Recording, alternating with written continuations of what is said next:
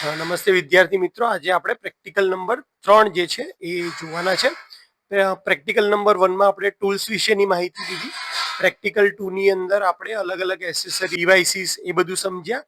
હવે આપણે plan layout domestic એનો કઈ રીતે પ્લાન કરવાનો હોય, શું શું વસ્તુ ડ્રોઈંગ કરતી વખતે ધ્યાનમાં રાખવાની હોય, કઈ રીતે કેલ્ક્યુલેશન કરવાનું હોય, કોઈ આપણને પ્રોજેક્ટ આપ્યો હોય એના માટે, એ બધું આપણે આ પ્રેક્ટિકલમાં શીખવાના છીએ. તો આ ચેપ્ટર નંબર 2 માંથી છે અને એટલા માટે એનો CO2 છે, એટલે કે કોર્સ આઉટકમ 2. ત્યારબાદ આની આખી પ્રોસેસ આપી છે કે કઈ રીતે આપણે પ્લાન જોશું, ડ્રોઈંગ સમજશું, કઈ રીતે કેલ્ક્યુલેશન કરવાનું હોય, સિંગલ ફેઝ માટે પાવરની વેલ્યુ કઈ રીતે લગાવવાની, કઈ રીતે MCB નું રેટિંગ સિલેક્ટ કરવાનું, આખી પ્રોસેસ બધી આપણે 1 બાય 1 જોવાના છે. અને ત્યારબાદ એક નાનકડો પ્રોજેક્ટ આપણને આપ્યો છે કે તમને 4x4x4 નો એક રૂમ હોય અને એની અંદર આટલી આ જે લાઇટના પોઈન્ટ હોય તો તમે કઈ રીતે એના માટે ડિસ્ટ્રીબ્યુશન બોર્ડનું કેલ્ક્યુલેશન કરશો. તો આપણે ઓલરેડી તમને ક્લાસની અંદર તો સમજાવ્યું જ છે અને આની અંદર આખું એક્સપ્લેનેશન પણ આવી જવાનું છે. આ પ્રેક્ટિકલમાંથી આપણને શું શીખવા મળશે, તો આપણે કોઈ પણ રૂમ આપ્યું હોય એના કેલ્ક્યુલેશન કઈ રીતે કરવા, કઈ રીતે એક્ઝામ્પલને સોલ્વ કરવો, એટલે કે આપણે કઈ રીતે પ્રોજેક્ટને સોલ્વ કરવો, કઈ રીતે એસેસરીઝ ડિસાઇડ કરવી, એ બધું આપણે આ પ્રેક્ટિકલથી શીખીશું. ક્વેશ્ચન આન્સર અત્યારે ડિસ્કસ કરી લઈએ જેથી કરીને પાછળ આખી થિયરી આપણી કમ્પ્લીટ થઈ જાય. તો પહેલું આપણને પૂછ્યું છે કે તમે કઈ રીતે પ્રોટેક્ટિવ ડિવાઇસનું રેટિંગ નક્કી કરશો.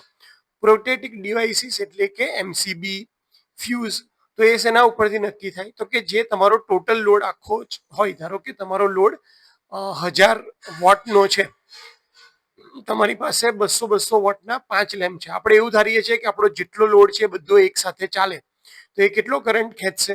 આપણે ફોર એક્ઝામ્પલ અત્યારે એવું માનીએ કે ભાઈ 200 વોલ્ટ છે અને 1000 વોટ છે, તો 1000 વોટ ભાગ્યા 200 વોલ્ટ એટલે 5 એમ્પિયરનો કરંટ એ સિસ્ટમમાંથી ડ્રો કરશે. એના કરતાં 25% વધારે કરંટ સેફટી માટે આપણે રાખીએ છીએ. એટલે 5 એમ્પિયરના 25% એટલે થાય 1.25, એટલે ટોટલ કરીએ તો 6.25 એમ્પિયર કરંટ. એટલા રેટિંગનું આપણે ફ્યુઝ અથવા MCB લેવી પડે.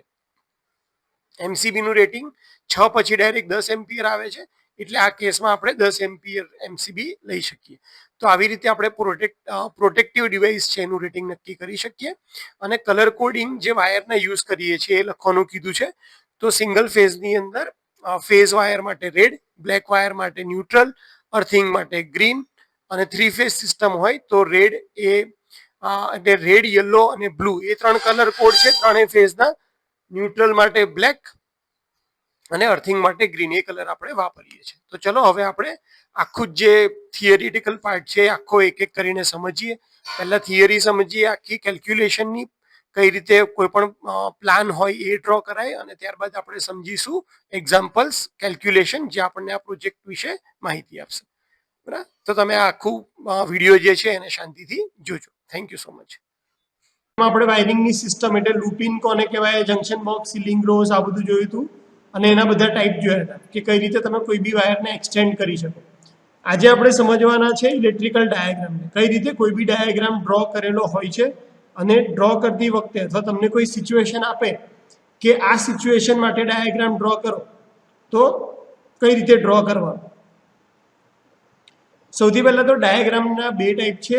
એક આવે છે સ્કીમેટિક અથવા તો સર્કિટ ડાયાગ્રામ, અને બીજું છે વાયરિંગ ડાયાગ્રામ. હવે જો તમને ડાયાગ્રામ આપ્યો હોય અને તમારે આઈડેન્ટિફાઈ કરવો હોય કે આ સ્કીમેટિક ડાયાગ્રામ છે કે વાયરિંગ ડાયાગ્રામ છે, તો કઈ રીતે આઈડેન્ટિફાઈ થાય. જો તમને ડાયાગ્રામની અંદર સ્ટાન્ડર્ડ સિમ્બોલ આપેલો હોય, એક જ સેકન્ડ,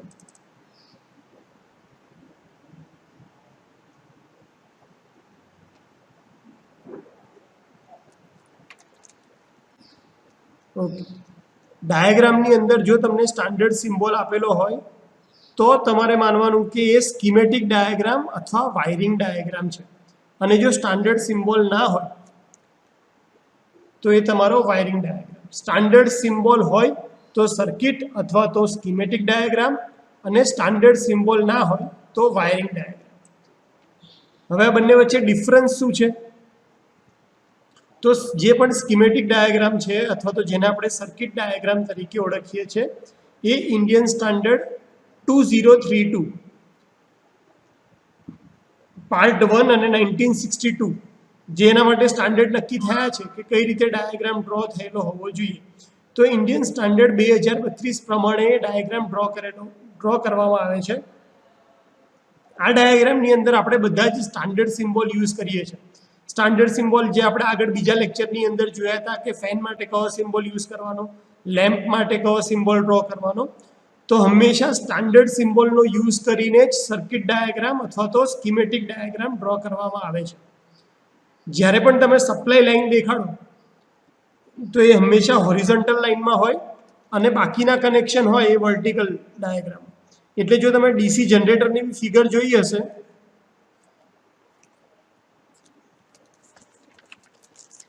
ડીસી જનરેટર વખતે જો તમને લેબની ફિગર યાદ હોય તો આપણે શું કરતા હતા કે પહેલા સ્વિચ ડ્રો કરતા હતા આવી રીતે, ત્યાર પછી પોઝિટિવ ટર્મિનલ આવે અને આપણે એને કનેક્શન અહીંયાથી ચાલુ કરતા હતા. હવે જો તમને અહીંયા આપણે મોટર અથવા જનરેટર ડ્રો કરતા હતા, તો જે પણ સપ્લાય લાઇન છે, તમારો સપ્લાય જ્યાંથી આવે છે એ હંમેશા હોરિઝોન્ટલ ડાયરેક્શન દેખાડવાની હોય અને બાકીના કનેક્શન હંમેશા વર્ટિકલ ડાયરેક્શનમાં. એટલે અહીંયા મોટર હોય, જનરેટર હોય કે ફિલ્ડ વાઇન્ડિંગ હોય, આ બધા કનેક્શન આપણે વર્ટિકલ લાઇનની અંદર દેખાડીએ છીએ. Movement of switch push button should be left to right. હંમેશા જે પણ સ્વિચ ડ્રો કરો એની મૂવમેન્ટ લેફ્ટ ટુ રાઈટ હોવી જોઈએ. એટલે આ રીતે સ્વિચ નહીં, સ્વિચ કઈ રીતે ડ્રો થાય આવી રીતે નીચે જો. હંમેશા તમે જ્યારે બી ડ્રો કરો ત્યારે કનેક્શન હંમેશા લેફ્ટ ટુ રાઈટ આવે એવી રીતે ડ્રો થવું જોઈએ.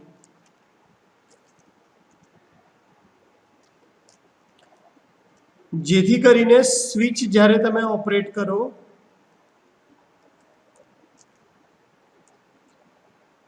તો આ સ્વિચની મૂવમેન્ટ જો કઈ બાજુથી કઈ બાજુ જશે, લેફ્ટ ટુ રાઈટ.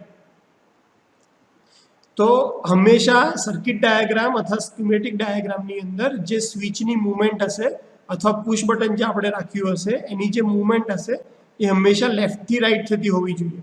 એટલે જો તમે આવો ડાયાગ્રામ ડ્રો કરશો તો આની અંદર મૂવમેન્ટ કેવી થશે, રાઈટ ટુ લેફ્ટ. અને એટલા માટે તમારો આ ડાયાગ્રામ સ્કીમેટિક ડાયાગ્રામ તરીકે વેલિડ ગણાશે નહીં.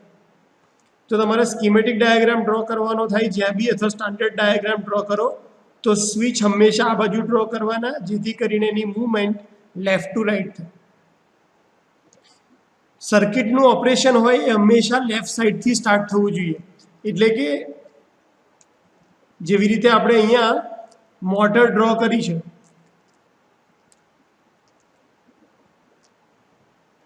આ જે મોટર ડ્રો કરી છે તો સૌથી પહેલાં શું થશે કે તમે સ્વિચ ચાલુ કરશો તો બાકીનું ઓપરેશન પરફોર્મ થશે. તો પહેલું ઓપરેશન જે આપણે પરફોર્મ કરીએ છીએ હંમેશા કઈ બાજુથી થવું જોઈએ, લેફ્ટ સાઈડથી ચાલુ થતું હોય એવી રીતે તમારો સર્કિટ ડાયાગ્રામ હોવો જોઈએ. અને તમારા સર્કિટ ડાયાગ્રામની અંદર અથવા સ્કીમેટિક ડાયાગ્રામની અંદર ક્રોસિંગ હોવા જોઈએ નહીં. બને ત્યાં સુધી ક્રોસિંગને અવોઇડ કરવા. ઓકે, તો સ્કીમેટિક ડાયાગ્રામ તો આપણને ખબર પડી ગઈ કે સ્ટાન્ડર્ડ સિમ્બોલની મદદથી ડ્રો થાય. એની અંદર આ બધા રૂલ્સ આપણે ફોલો કરીએ કે ભાઈ સ્વિચ અને પુશ બટન હંમેશા લેફ્ટ ટુ રાઈટ ઓપરેટ થતા હોવા જોઈએ. પણ આનો ડિસએડવાન્ટેજ શું છે? તો તમારે જે આ કામ કરવાના છે એવા તમારી પાસે સ્કિલ લેબર નથી કે જે આને સમજી શકશે. જે બી લેબર આપણે જેની સાથે આપણે કામ કરાવવાનું છે એમને સર્કિટ ડાયાગ્રામમાં અથવા સ્કીમેટિક ડાયાગ્રામમાં ખબર નહીં પડે. એમને તો એમાં જ ખબર પડે કે સાહેબ વાયર ક્યાંથી ક્યાં લઈ જવાનો છે એવું અમને કહી દો, બાકી આવું બધું અમને ખબર નહીં પડે. તો વાયરમેન સમજી શકે અથવા જેની પાસે તમારે કામ કરવું છે, કરાવવાનું છે એ લોકો સમજી શકે, સિમ્પ્લિફાઈ કરી શકે. એટલા માટે નવો ડાયાગ્રામ આપણે બનાવ્યો જે છે વાયરિંગ ડાયાગ્રામ. તો વાયરિંગ ડાયાગ્રામની જે અંદર જે કનેક્શન હોય છે એ એકચ્યુઅલ વાયરિંગ પ્રમાણે જ હોય છે. એટલે કે એને જોઈને સામાન્ય માણસ જે હોય એને બી ખબર પડી જાય કે હા આ વાયર પકડવાનો છે, આ વાયર પકડીને અહીંયા જઈશ તો અહીંયા લેમ્પ આવશે, લેમ્પનો બીજો છેડો સ્વિચમાં જતો હશે. તો લેમેનથી માંડીને કોઈ બી સામાન્ય માણસ સમજી શકે એ ફોર્મમાં જે ડાયાગ્રામ ડ્રો કરવામાં આવે છે એ છે તમારો વાયરિંગ ડાયાગ્રામ. વાયરિંગ ડાયાગ્રામ શેના ઉપરથી ડ્રો કરવામાં આવે છે? તો કે સ્કીમેટિક ડાયાગ્રામ ઉપરથી. એટલે સૌથી પહેલા કઈ વસ્તુ બને છે તો સ્કીમેટિક ડાયાગ્રામ બનશે. સ્કીમેટિક ડાયાગ્રામ ઉપરથી તમે વાયરિંગ ડાયાગ્રામ બનાવો છો. જો તમારે વાયરિંગ ચેક કરવું હોય કે ભાઈ કયો વાયર ક્યાંથી ક્યાં જાય છે તો બેમાંથી કયો ડાયાગ્રામ યુઝ કરવો પડે, સ્કીમેટિક કે વાયરિંગ? Wiring diagram. એટલે જ્યારે બી કોઈ જગ્યાએ વાયરિંગ ચેક કરવા જાઓ તો તમારી પાસે વાયરિંગ ડાયાગ્રામ હોય તો એ વધારે ઇઝી પડશે તમારી પાસે ઇન્સ્પેક્શન કરવાનું. સ્કીમેટિક ડાયાગ્રામ તમને ખાલી આઈડિયા આપશે કે કેટલા કોમ્પોનન્ટની જરૂર પડશે અને કનેક્શન કયા કોમ્પોનન્ટમાંથી કયા કોમ્પોનન્ટ સુધી લઈ જવાનો છે, પણ તમને એ ખબર નહીં પડે કે અંદર ફેઝ વાયર કયો છે, ન્યુટ્રલ વાયર કયો છે અને ઓફ વાયર કયો છે. તો વાયરિંગ ડાયાગ્રામ તમને કમ્પ્લીટ આઈડિયા આપે છે કે ભાઈ ફેઝ વાયર કયો, ન્યુટ્રલ વાયર કયો અને ઓફ વાયર કયો. ઓફ વાયર આપણે કોને કીધો હતો? તો જ્યારે બી ઓફ વાયરની વાત નીકળે તો પહેલી વસ્તુ તમારા દિમાગમાં એ જ આવવી જોઈએ કે ભાઈ આ ફેઝ વાયર જ છે પણ ત્યાંથી પછી કનેક્શન આગળ નથી જતા અને એ ઇન્સ્ટ્રુમેન્ટ ઉપર આવીને અટકી જાય છે, એટલા માટે આપણે એને ફેઝ ડાયાગ્રામ ઓફ વાયર તરીકે ઓળખીએ છીએ. હવે વાયરિંગ ડાયાગ્રામના બે ટાઈપ પડે છે, એક છે મલ્ટીલાઇન ડાયાગ્રામ અને બીજું છે સિંગલ લાઇન ડાયાગ્રામ. તો મલ્ટીલાઇન ડાયાગ્રામની અંદર જેટલા વાયર હોય એટલા બધા આપણે એક સાથે જ દેખાડીએ છીએ. 3 વાયર હોય તો તમે 3 વાયર દેખાડશો. જ્યારે સિંગલ લાઇન ડાયાગ્રામની અંદર જો વાયરની સંખ્યા વધતી જાય તો પછી તમે ડાયરેક્ટ એક જ લાઈન કરી અને એના ઉપર નંબર લગાડી અને ઇન્ડિકેટ કરો છો. ધારો કે હું મલ્ટીલાઇન ડાયાગ્રામની વાત કરું તો મલ્ટીલાઇન ડાયાગ્રામમાં 5 વાયર હોય તો તમે 5 અલગ દેખાડશો, 6 વાયર હોય તો છઠ્ઠો વાયર બી અલગ દેખાડશો. જ્યારે સિંગલ લાઇન ડાયાગ્રામની અંદર શું થાય છે કે જો તમારો એક કંડક્ટર હોય તો તમે સિંગલ કંડક્ટર ડ્રો કરી અને આડી લાઈન કરશો. 2 કંડક્ટર હોય તો કંડક્ટર તો એક જ ડ્રો કરશો પણ લાઈન કેટલી કરશો? 2 લાઈન. આ દેખાય છે બધાને? 3 કંડક્ટર હશે તો પણ આપણે કંડક્ટર એક જ ડ્રો કરશું અને 3 આડી લાઈન કરશું. જ્યારે 4 અથવા 4 કરતાં વધારે કંડક્ટર હોય તો આપણે એક કંડક્ટર ડ્રો કરશું, એક ક્રોસ લાઈન લખશું અને ઉપર લખી દેશું કે 4. આનો મતલબ કે અહીંયા 4 કંડક્ટર છે. 5 કંડક્ટર પસાર થતા હોય તો 5, 6 કંડક્ટર પસાર થતા હશે તો 6. જેટલા પણ વાયર હશે આપણે એને ખાલી સિંગલ લાઈનથી રિપ્રેઝેન્ટ કરીએ છીએ, એટલા માટે એનું નામ પડ્યું છે સિંગલ લાઈન ડાયાગ્રામ. અને વધારે વાયર્સ હોય, વધારે લાઇન્સથી ડ્રો કરીએ તો એને કહેવાય મલ્ટીલાઇન ડાયાગ્રામ. મલ્ટીલાઇન ડાયાગ્રામનો ખાલી એક જ ડિસએડવાન્ટેજ છે અથવા તો વાયરિંગ ડાયાગ્રામનો એક જ ડિસએડવાન્ટેજ છે કે જ્યારે બહુ બધા કનેક્શન હોય, એટલે કે તમારી પાસે 50-60 લેમ્પ હોય, 40-50 ટ્યુબલાઇટ હોય, ત્યારે વાયરિંગ ડાયાગ્રામ થોડો કોમ્પ્લેક્સ થઈ જાય છે. તમે એને ટ્રેસ કરી શકશો એ બધું બરાબર, પણ ડ્રો કરવાનો અને જોવાનો થોડો તમને ડિફિકલ્ટ લાગે કારણ કે એની અંદર બધા જ વાયર તમે દેખાડો છો. જ્યારે સ્કીમેટિક ડાયાગ્રામ અથવા સર્કિટ ડાયાગ્રામ તમને થોડો સિસ્ટમેટિક લાગશે. હવે વાત કરીએ કે ભાઈ કઈ કઈ વસ્તુ તમારે ધ્યાનમાં રાખવી પડશે.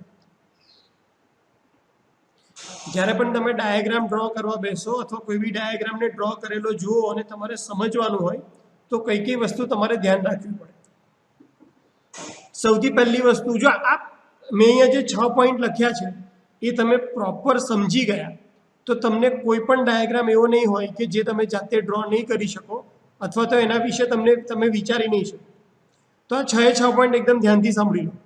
સૌથી પહેલું છે કે સ્વિચ છે એ હંમેશા ફેઝ વાયરમાં જ આવે. એટલે જો મારે ખાલી એક જ લેમ્પ માટે ડાયાગ્રામ ડ્રો કરવો છે તો મને ખબર છે કે લેમ્પને ચાલુ થવા માટે ફેઝ અને ન્યુટ્રલ 2 વાયરની જરૂર પડે. તો એક હશે તમારો ફેઝ અને એક હશે તમારો ન્યુટ્રલ. હવે મારે એને ચાલુ અને બંધ કરવું છે. આ ડાયાગ્રામ જે ડ્રો કર્યો એમાં તો લેમ્પ શું થશે? 24 કલાક ચાલુ રહેશે. પણ જો મારે એને ઓન ઓફ કરવો હોય તો મારે સ્વિચ મૂકવી પડે.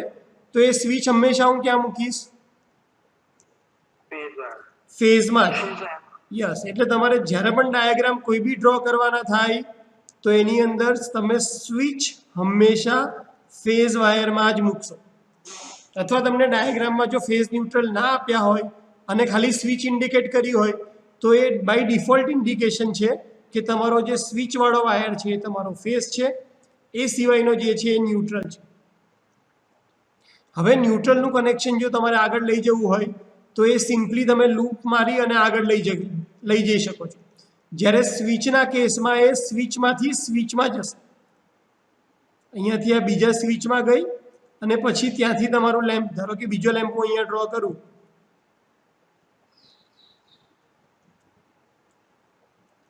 તો આને એક લેમ્પ કહી દઉં અને આને એક લેમ્પ કહું, તો જુઓ બાકીના કનેક્શન છે એટલે ફેઝ વાયરનું જે કનેક્શન છે એ સ્વિચ ટુ સ્વિચ જશે, જ્યારે ન્યુટ્રલ છે એ તો ડાયરેક્ટ જ લિંક મારીને આગળ જતો જશે.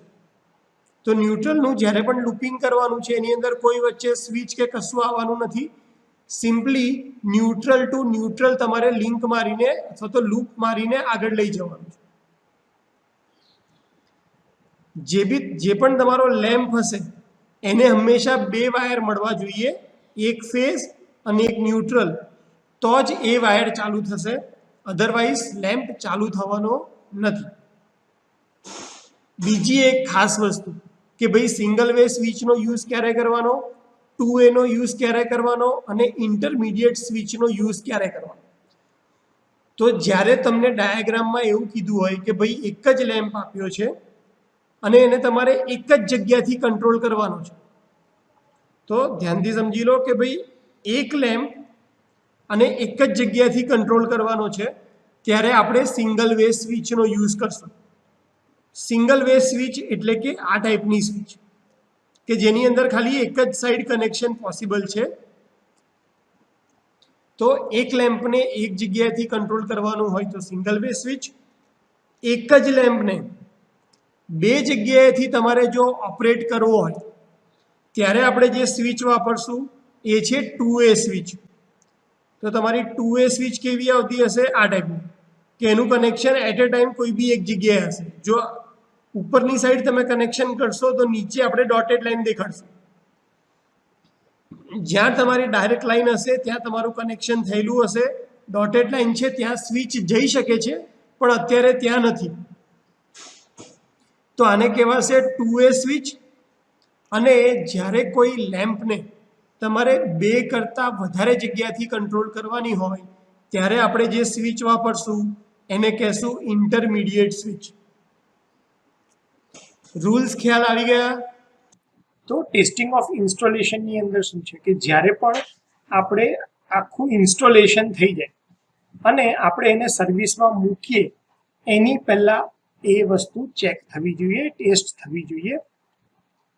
તો સર્વિસમાં મૂકતા પહેલાં કઈ કઈ વસ્તુ આપણે ટેસ્ટ કરીએ છીએ ઇન્સ્ટોલેશનની અંદર, તો સૌથી પહેલાં તો સ્વિચ બોર્ડ છે. તો સ્વિચ બોર્ડની અંદર એનો ડાઇલેક્ટ્રિક ટેસ્ટ થવો જોઈએ, એટલે કે કેટલા વોલ્ટેજ લેવલ જે છે એ સહન કરી શકે છે. એના પછી આવે છે અર્થ કનેક્શન કન્ટિન્યુટી, એટલે કે અર્થ વાયરની કન્ટિન્યુટી તમારા ઇક્વિપમેન્ટથી લઈ અને અર્થિંગ સુધી પ્રોપર છે કે નહીં. ત્યારબાદ આવે સર્કિટ બ્રેકર ઓપરેશન. તો રિલે પ્રોપર ટાઈમ પર ઓપરેટ થાય છે, એના લીધે સર્કિટ બ્રેકર પ્રોપર ઓપરેશન થાય છે, ઓપન ક્લોઝ થાય છે કે નહીં એ ચેક કરવાનું હોય છે. સાથે સાથે ચેક ફોર ઓલ ઇન્ટરલોક, એટલે કે આપણે બ્રેકર સાથે ઇન્ટરલોક મૂક્યું હોય કે આ સ્વિચ બંધ થાય ત્યારે જ બ્રેકર ઓપરેટ થવું જોઈએ, અથવા તો આ સ્વિચ જ્યાં સુધી ઓપન હોય ત્યાં સુધી સર્કિટ બ્રેક ના થવું હોય, આવા જેટલા પણ ટાઈપના ઇન્ટરલોક આપણે મૂક્યા હોય એ બધા ટેસ્ટ કરવા જોઈએ. અને સાથે સાથે ઓપનિંગ અને closing time of circuit breaker. તો સર્કિટ બ્રેકર 10 સેકન્ડ પછી જો ઓપરેટ થયું તો તમારું આખું ઇન્સ્ટોલેશન ફાયરમાં બળી ગયું હશે, અને એટલા માટે ઓપનિંગ અને ક્લોઝિંગ ટાઈમ પ્રિસાઇઝ હોવો ખૂબ જરૂરી છે. સર્કિટ બ્રેકર માટે તો હાર્ડલી એ થોડીક સાયકલની અંદર જ ઓપરેટ થઈ જવું જોઈએ. એના પછી આવે ટ્રાન્સફોર્મરના ટેસ્ટ. તો જ્યારે પણ ટ્રાન્સફોર્મરના ટેસ્ટ કરવામાં આવે તો એ ઇન્ડિયન સ્ટાન્ડર્ડ 10028 પાર્ટ 2 1981ની અંદર જે લખ્યા છે ઇન્ડિયન સ્ટાન્ડર્ડમાં એ પ્રમાણે કરવા જોઈએ. જનરલી ટ્રાન્સફોર્મરની અંદર ઘણા બધા ટેસ્ટ છે, તમને ખ્યાલ છે. 10 ડેલ્ટા ટેસ્ટ આવે છે, એનું ઇન્સ્યુલેશન ટેસ્ટ આવે, મેગર ટેસ્ટ કરવાનો આવે, ઇન્સ્યુલેશન રેઝિસ્ટન્સ ફાઇન્ડ કરવાનો આવે, હીટ ટેસ્ટ આવે. તો આ બધા ટાઈપના ટેસ્ટ જે છે ટ્રાન્સફોર્મર ઉપર એ તમારે પ્રોપરલી કરવા જોઈએ. એના પછી આવે કેબલ. તો કેબલ જેટલા પણ ઇન્સ્ટોલ કરેલા હોય એના ટેસ્ટ તમારે IS એટલે કે ઇન્ડિયન સ્ટાન્ડર્ડ 1255 પ્રમાણે જે 1983ની સાલની અંદર મેન્શન કરેલા છે એ પ્રમાણે તમારે કેબલના બધા જ ટેસ્ટ કરવાના હોય છે. એની અંદર કેબલનો પંચર ટેસ્ટ આવે, ઇન્સ્યુલેશન રેઝિસ્ટન્સ ટેસ્ટ આવે છે. તો આ બધા ટેસ્ટ તમારે કરવાના હોય છે. ત્યારબાદ મોટર અને બીજા ઇક્વિપમેન્ટ હોય તો એની અંદર ઇન્સ્યુલેશન રેઝિસ્ટન્સ કઈ રીતે કેલ્ક્યુલેટ કરો. તો આ જે ઇન્સ્યુલેશન રેઝિસ્ટન્સની વેલ્યુ છે એ મેગા ઓહ્મમાં છે. એની ફોર્મ્યુલા શું છે? 20E divided by બ્રેકેટમાં 100 plus 2P, જ્યાં E શું છે તો કે રેટેડ ફેઝ વોલ્ટેજ છે, એટલે કે સિંગલ ફેઝ કનેક્શન હોય તો 230 એ રેટેડ ફેઝ વોલ્ટેજ થયો. 100 પ્લસ 2P અને P શું છે? તમારો રેટેડ પાવર કેડબ્લ્યુમાં, એટલે કે 10 કિલોવોટ છે, 15 કિલોવોટ છે, 20 કિલોવોટ છે. તો તમારે અહીંયા 2 ગુણ્યા 20 કિલોવોટ હોય તો 20 કરવાના. એ રીતે તમે જે કાઢશો તો તમને ઇન્સ્યુલેશન રેઝિસ્ટન્સની વેલ્યુ મળી જશે. આ ફોર્મ્યુલા શેના માટે છે? મોટર અને બીજા ઇક્વિપમેન્ટ માટે. જો તમે ઇન્સ્યુલેશન રેઝિસ્ટન્સ છે એ 25 ડિગ્રી કરતાં બીજા કોઈ ડિગ્રી ઉપર કાઢ્યો હોય તો તમારે એને 25 ડિગ્રી ઉપર કન્વર્ટ કરી અને પછી જોવાનું, કારણ કે ઇન્સ્યુલેશન રેઝિસ્ટન્સની જે સ્ટાન્ડર્ડ વેલ્યુ આપણે રાખીએ છીએ એ 25 ડિગ્રી ઉપર રાખીએ છીએ. એટલે જો તમે એને 45 ડિગ્રી ઉપર કેલ્ક્યુલેટ કર્યો હોય તો તમને 1 પ્લસ આલ્ફા 0 T1 વાળી ફોર્મ્યુલા યાદ હશે કે R0 ઇક્વલ ટુ R1 અથવા R1 equal to R0 બ્રેકેટમાં 1 plus alpha T1.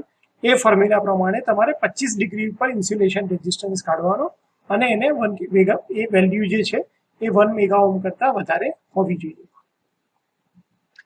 ત્યારબાદ વાત કરીએ કે ભાઈ ઇન્સ્યુલેશન રેઝિસ્ટન્સ છે કોઈ પણ સંજોગોમાં 1 મેગા ઓહ્મ કરતાં ઓછો ના હોવો જોઈએ. હવે તમને હું સિમ્પલ એક્ઝામ્પલ આપું કે ભાઈ ફેઝ અને ન્યુટ્રલ આ બંને વાયર જો શોર્ટ થઈ ગયા તો સીધો જ શોર્ટ સર્કિટ થઈ જશે. એટલા માટે બંને વાયર કોઈ દિવસ ભેગા ના થવા જોઈએ. ભેગા ના થવા જોઈએ એનો મતલબ કે બંનેની વચ્ચે ઇન્સ્યુલેશન પ્રોપર હોવું જોઈએ, જેને આપણે ઇન્સ્યુલેશન રેઝિસ્ટન્સ તરીકે ઓળખીએ છીએ.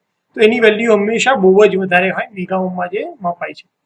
Four medium voltage circuit major operating voltage is twice of the working voltage or less than 500 volt. તો જ્યારે પણ તમે મીડિયમ વોલ્ટેજની અંદર કામ કરતા હોય તો જે મેગર તમે યુઝ કરો છો ઇન્સ્યુલેશન રેઝિસ્ટન્સ માપવા માટે, એમાં આ ક્વેશ્ચન ઘણા બધા એક્ઝામમાં, ઘણી બધી MCQ તરીકે અને ઘણી બધી એટલે GTUમાં તો પૂછાય છે, પણ બહાર કંપનીમાં જ્યારે તમે ઇન્ટરવ્યુ આપવા જાઓ ત્યારે પણ મેગરના ઓપરેટિંગ વોલ્ટેજ પૂછાયેલા છે. તો જ્યારે પણ તમે ડિસ્ટ્રીબ્યુશનમાં કામ કરતા હોય એટલે 230 વોલ્ટ ઉપર કામ કરતા હોય તો એના ડબલ વર્કિંગ વોલ્ટેજ એટલે 230ના ડબલ કરો તો 460 વોલ્ટ થાય.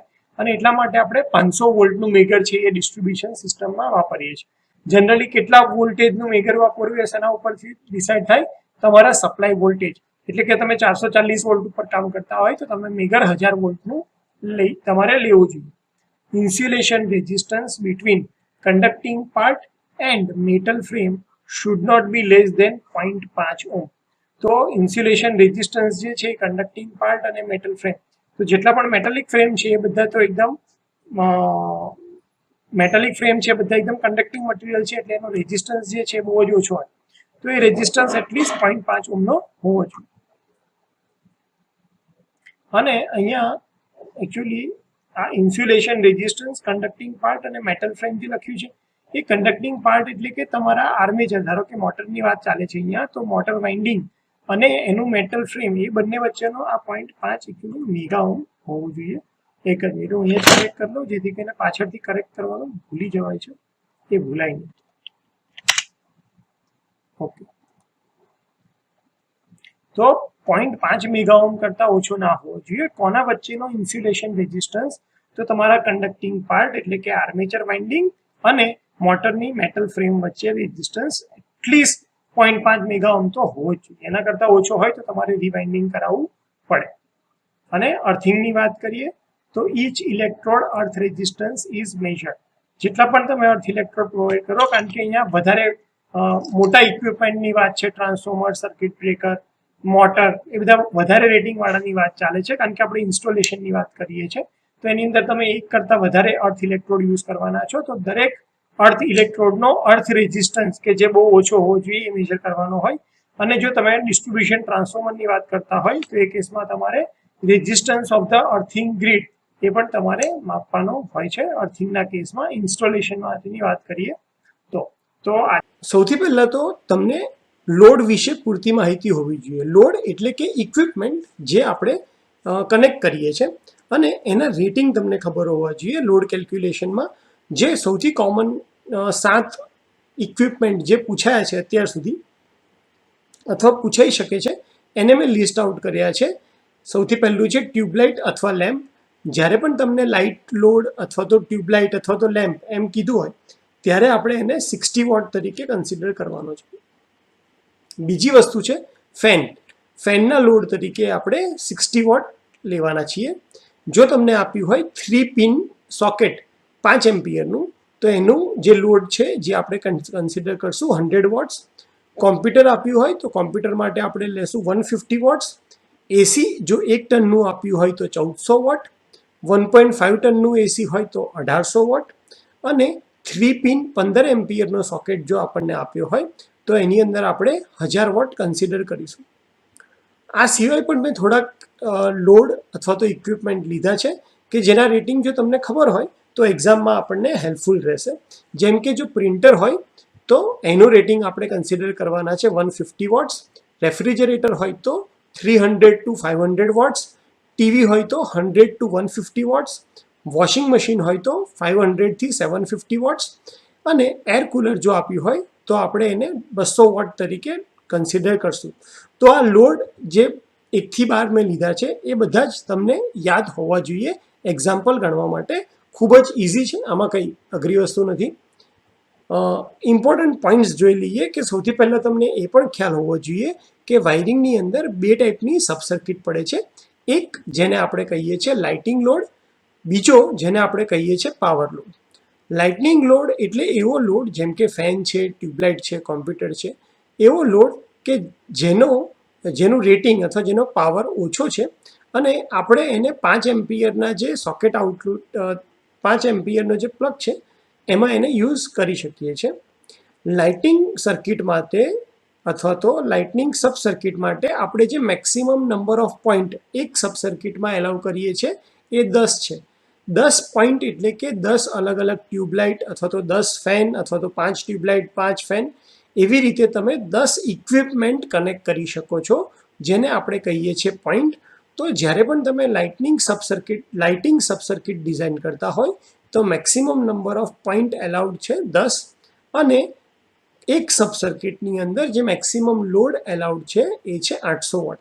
એટલે કે કોઈ પણ સબ સર્કિટમાં 800 વોટ કરતાં વધારે લોડ કનેક્ટ થવો ન જોઈએ તેમજ 10 કરતાં વધારે પોઈન્ટ હોવા ન જોઈએ. જ્યારે પણ તમે સર્કિટ ડિઝાઇન કરો, સબ સર્કિટ ડિઝાઇન કરો તો એક સર્કિટ હંમેશા ફ્યુચર એક્સપાન્શન માટે આપણે સ્પેરમાં રાખીએ છીએ. જો હું રેસિડેન્શિયલ વાયરિંગની વાત કરું તો ગમે એટલો ઓછો લોડ હોય તો પણ મિનિમમ સબ સર્કિટ જે રિક્વાયરમેન્ટ હશે એ હંમેશા 2 હશે. એક હશે વર્કિંગ અને એક હશે સ્પેરમાં. આ જે સેન્ટેન્સ છે એ તમે 1 માર્ક્સ માટે અથવા 2 માર્ક્સ માટેના ઓબ્જેક્ટિવ ક્વેશ્ચન માટે યાદ રાખી શકો કે minimum number of sub circuit કોઈ પણ સર્કિટની અંદર કેટલી રિક્વાયર્ડ હોય તો એ આવશે 2. એક હશે વર્કિંગ, એક હશે સ્પેર. એવી જ રીતે સબ સર્કિટ ફોર પાવર લોડની વાત કરીએ અથવા તો જેને પાવર સબ સર્કિટ તરીકે પણ ઓળખાય છે તો એની અંદર કન્ડિશન છે કે જે લોડ છે જેને આપણે પાવર સર્કિટમાં ગણવાનો છે અથવા પાવર લોડ તરીકે ગણવાનો છે એનું રેટિંગ મિનિમમ 1000 વોટ કરતાં ઉપર જોઈએ અને એને આપણે 3 પિનનું જે સોકેટ છે જે 15 એમ્પિયર સુધી 15 એમ્પિયરનો કરંટ આપી શકે છે એની સાથે કનેક્ટ કરીએ છીએ. તો લાઇટનિંગ લોડ માટે 5 એમ્પિયર વાળું સોકેટ અને પાવર લોડ માટે આપણે 15 એમ્પિયર વાળું સોકેટ યુઝ કરીએ છીએ.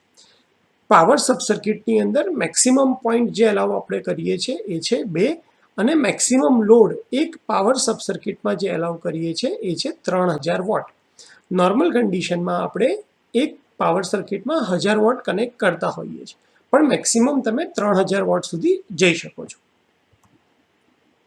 મેઇન સ્વિચની સાઇઝ આ ટાઈપના જે એક્ઝામ્પલ હોય છે ઘણીવાર 7 માર્ક્સ માટે પૂછાય છે તો એમાં તમને મેઇન સ્વિચની સાઇઝ વિશે પૂછે છે તો તમને ખબર હોવી જોઈએ કે માર્કેટમાં કઈ મેઇન સ્વિચની સાઇઝ અવેલેબલ છે. જનરલી એ ફ્યુઝના રેટિંગ પર જ ડિપેન્ડ કરતું હોય છે. જે ફ્યુઝનું રેટિંગ હોય છે કારણ કે મેઇન સ્વિચમાં ફ્યુઝ જ આપણે મૂક્યા હોય છે એટલા માટે જે ફ્યુઝનું રેટિંગ છે એ જ તમારી સ્વિચનું રેટિંગ હશે.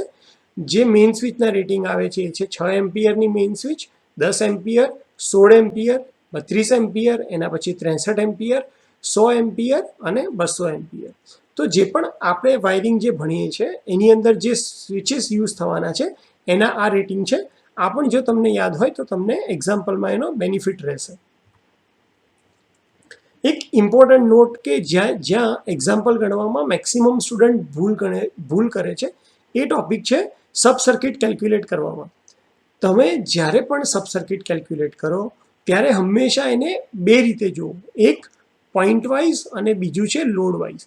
આ કહેવા પાછળનો મારો મતલબ એટલો જ છે કારણ કે કોઈ પણ લાઇટનિંગ સર્કિટમાં જે મેક્સિમમ લોડ એલાઉ કરીએ છીએ આપણે એ 800 વોટ છે અને જે પોઈન્ટ એલાઉ કરીએ છીએ એ 10 છે.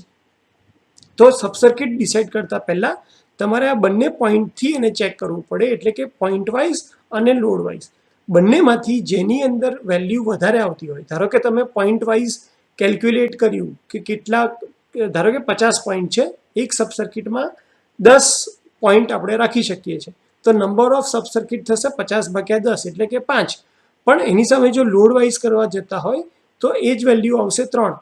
તો જેની વેલ્યુ સૌથી વધારે આવે એને તમારે સબ સર્કિટ તરીકે ગણવાની છે, પોઈન્ટ વાઇઝ અને લોડ વાઇઝ. એ તમે જ્યારે એક્ઝામ્પલ જોશો ત્યારે હું વધારે ડિટેલમાં આપણે આને સમજશું. અહીંયા અમે એને શોર્ટમાં એક્સપ્લેન કર્યું છે કે જ્યારે પણ તમે સબ સર્કિટ કેલ્ક્યુલેટ કરતા હોય તો તમારે બંને મેથડથી સબ સર્કિટ કેલ્ક્યુલેટ કરવાની, અને ફાઇનલી જે મેથડની અંદર વધારે સબ સર્કિટની વેલ્યુ આવે એને જ તમારે પ્રિફર કરવાની. બીજી એક વસ્તુ, જ્યારે પણ લોડ 6 કિલોવોટ કરતાં વધારે જાય, ટોટલ લોડ 6 કિલોવોટ કરતાં વધારે જાય ત્યારે તમારે 3 ફેઝ સિસ્ટમ કન્સિડર કરવી પડશે, અને જે પણ લોડ આપેલો છે તમારે એને 3 ફેઝમાં ઇક્વલી ડિવાઈડ કરી દેવાનો રહેશે. હવે આપણે આટલી વસ્તુ બેઝિક જોયા પછી હું તમને એક રિક્વેસ્ટ કરીશ કે આટલી આગળ હું જે પણ વસ્તુ બોલ્યો, જે પણ વસ્તુ તમે સ્લાઇડમાં જોઈ, તમે અહીંયાથી વિડીયો પોઝ કરી અને ફરીથી એકવાર એને જોઈ જાઓ. આટલી વસ્તુ તમારા દિમાગમાં ક્લિયર હશે તો તમને કોઈ પણ વાયરિંગના એક્ઝામ્પલમાં ભૂલ નહીં પડે. સૌથી પહેલાં આપણે સ્ટાર્ટ કરીએ છીએ પહેલા એક્ઝામ્પલથી, જે જૂન 2019નો છે. એની અંદર પૂછ્યું છે કે find the number of sub circuit required four 5 lamp, 4 fan and 5 ampere plug point circuit. 5 lamp, 4 fan તથા 5 એમ્પિયરની 3 પેન સોકેટ ધરાવતી સર્કિટ માટે સબ સર્કિટની સંખ્યા શોધો. જ્યારે પણ તમારે સબ સર્કિટ શોધવી હોય તો સૌથી પહેલું કામ આવશે ટોટલ લોડ શોધવાનું. તો અહીંયા આપ્યા છે 5 લેમ્પ. આપણે પહેલાં જ વાત કરી કે લેમ્પ અને ફેન બંનેનું સ્ટાન્ડર્ડ રેટિંગ તમારે 60 વોટ લેવાનું છે. તો સૌથી પહેલાં આપણે 5 લેમ્પ છે કેટલા વોટના? 60 વોટના. તો એની વેલ્યુ આવશે ટોટલ 300 વોટ. 4 ફેન છે, મલ્ટીપ્લાય બાય 60 કરશું, ટોટલ વેલ્યુ આવશે 240 વોટ. 5 એમ્પિયરના પ્લગ છે. જ્યારે પણ તમને 5 એમ્પિયરના પ્લગ આપે ધેટ મીન્સ કે તમારે એનો લોડ 100 વોટ ગણવાનો છે. તો 100 × 3 એટલે આવશે 300 વોટ. તમે 3 એ 3નું ટોટલ કરશો તો 300 + 300 + 240 એટલે આવશે 840 વોટ્સ. આપણી પાસે પહેલા ટોટલ લોડ આવી ગયો. હવે આપણને ખબર છે કે એક સબ સર્કિટની અંદર 800 વોટ એલાઉ છે. આપણી પાસે જે ટોટલ લોડ છે એ છે 840. તો જો આપણે load wise sub circuit calculate કરીએ તો એની વેલ્યુ આવશે 840/800 એટલે કે 1 પોઈન્ટ સમથિંગ આવશે. તો તમને ખ્યાલ છે કે વાયરિંગ સબ સર્કિટની જે સંખ્યા હોય કોઈ દિવસ ફ્રેક્શનમાં ના હોય, એ હંમેશા ફૂલ વેલ્યુ હોય, તો 1 હોય, 2 હોય, 3 હોય, એવી રીતે હોય. તો 1.2, 1.5 કંઈ પણ આન્સર આવે આપણે એને 2માં કન્વર્ટ કરી દેશું. તો અહીંયા લોડ વાઇઝ જોવા જઈએ તો સબ સર્કિટની વેલ્યુ આવશે 2. જો ટોટલ પોઈન્ટની વાત કરીએ તો 5 ફેન છે, 5 લેમ્પ, 4 ફેન અને 5 એમ્પિયરના પ્લગ છે. તો ટોટલ થશે 5 + 4 + 3, આન્સર આવશે 12. તો જે તમે point wise sub circuit calculate કરવા જાઓ તો 12 એક સબ સર્કિટમાં કેટલા તમે મેક્સિમમ પોઈન્ટ લઈ શકો? 10. 12/10 એટલે એ પણ વેલ્યુ આવશે 1.2 એટલે કે 2. તો આ કેસમાં તમે જુઓ કે તમે પોઈન્ટ વાઇઝ કે લોડ વાઇઝ સબ સર્કિટ ગણો છો, બંનેમાં વેલ્યુ 2 જ આવે છે. એનો મતલબ કે તમારી સબ સર્કિટ રિક્વાયરમેન્ટ છે એ ફાઇનલી આપણે વેલ્યુ લેશું 2, અને એક સબ સર્કિટ આપણે હંમેશા સ્પેરમાં રાખશું. એટલે જે ટોટલ સબ સર્કિટ રિક્વાયરમેન્ટ છે એ આન્સર આવશે 3 સબ સર્કિટ રિક્વાયર્ડ. જો આની અંદર લોડ વાઇઝ સબ સર્કિટ પ્રમાણે તમે કેલ્ક્યુલેટ કરો અને આન્સર 2 આવતો હોત અને પોઈન્ટ વાઇઝ કેલ્ક્યુલેટ કરો અને આન્સર 4 આવતો હોત તો 2 અને 4માં 4 વધારે છે, એટલા માટે આપણે સબ સર્કિટ રિક્વાયર્ડ જે હોત એની વેલ્યુ 4 કન્સિડર કરત. પણ આ એક્ઝામ્પલની અંદર બંનેની વેલ્યુ સેમ આવે છે એટલે આપણે ડાયરેક્ટ સબ સર્કિટની વેલ્યુ લઈ લીધી 2. એક સબ સર્કિટ આપણે હંમેશા સ્પેરમાં રાખીએ છીએ એટલે આપણો જે આન્સર આવશે એ આવશે 3 સબ સર્કિટ. એકદમ સિમ્પલ એક્ઝામ્પલ છે, આ 4 માર્ક્સ માટે પૂછાયો હતો. ચલો બીજો એક્ઝામ્પલ લઈ લઈએ જે ડિસેમ્બર 2019માં પૂછાયો હતો. Calculate number of sub circuit for the following load: light point 3, fan point 2, 3 pin socket 5 ampere 2, 3 pin socket 15 ampere 2. અહીંયા આપણને આપ્યું છે કે નીચે મુજબના લોડ માટે સબ સર્કિટની ગણતરી કરો. લાઇટ પોઈન્ટ આપ્યા છે 3. લાઇટ પોઈન્ટ એટલે કે તો આપણે પહેલાં શું કરશું, અહીંયા એક વસ્તુ ખાસ ધ્યાન જુઓ કે 3 પિન સોકેટ 15 એમ્પિયરના આપ્યા છે. ધેટ મીન્સ કે આ પાવર સર્કિટની વાત અહીંયા કરી રહ્યા છે. તો જ્યાં પણ તમે જુઓ કે 3 પિન સોકેટ 15 એમ્પિયર લખ્યા છે તો તમારા દિમાગમાં ક્લિક થવું જોઈએ કે આમાં લાઇટનિંગ સર્કિટની સાથે પાવર સબ સર્કિટ પણ આવશે. તો સૌથી પહેલું કામ આપણે લોડ કેલ્ક્યુલેટ કરી લઈએ. તો 3 લેમ્પ આપ્યા છે 60 વોટના તો 180 વોટ, 2 ફેન આપ્યા છે 60 વોટના તો 120 વોટ, 2 5 એમ્પિયરના પ્લગ આપ્યા છે. 5 એમ્પિયરના પ્લગનું રેટિંગ 100 વોટ છે તો એ થશે 200 વોટ. તમે ટોટલ લોડ કેલ્ક્યુલેટ કરશો તો 180 પ્લસ 120 પ્લસ 200 તો આવી જશે 500 વોટ્સ. આપણને ખબર છે કે એક સબ સર્કિટની અંદર 800 વોટ અને 10 પોઈન્ટ અલાઉ છે. જો લોડ વાઇઝ તમે સબ સર્કિટ કેલ્ક્યુલેટ કરો તો ટોટલ લોડ 500 ભાગ્યા 800 તો 500 ડિવાઇડેડ બાય 800 કરશો તો પોઈન્ટ સમથિંગ આન્સર આવશે અને આપણે એને ફૂલ વેલ્યુમાં કન્વર્ટ કરશું અથવા રાઉન્ડ ફિગરમાં કન્વર્ટ કરશું તો આવી જશે 1. ટોટલ પોઈન્ટ જો એવી રીતે જોવા જોઈએ તો 3 લેમ્પ, 2 ફેન અને 2 5 એમ્પિયરના પ્લગ તો થઈ જશે 7. Point wise number of circuit calculate કરીએ તો એ થશે 7/10 એટલે કે 0.7. 0.7ને રાઉન્ડ ફિગરમાં કન્વર્ટ કરીએ તો 1. મારા ખ્યાલથી તમને ખ્યાલ આવી જ ગયો હશે કે આપણે ભાગ્યા 800 કેમ કરીએ છીએ. ધારો કે 1600 ટોટલ લોડ હોય તો એક સબ સર્કિટમાં 800 તો 1600 વોટ હોય તો કેટલા, તો 1600 ભાગ્યા તમે 800 કરી રહ્યા છો તો અહીંયા આન્સર આવી જશે 2.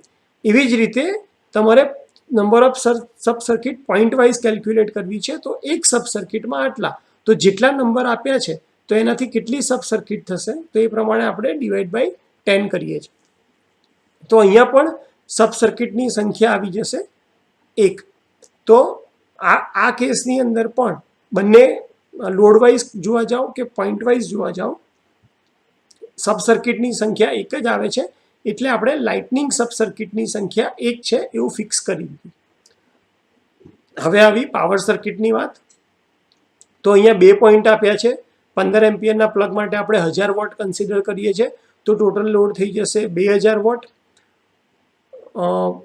પાવર સર્કિટ માટે 2 પોઈન્ટ હોય છે અને 3000 વોટ કરતાં લોડ ઓછો હોવી જોઈએ. બંને કન્ડિશન અહીંયા સેટિસ્ફાઈડ થાય જ છે.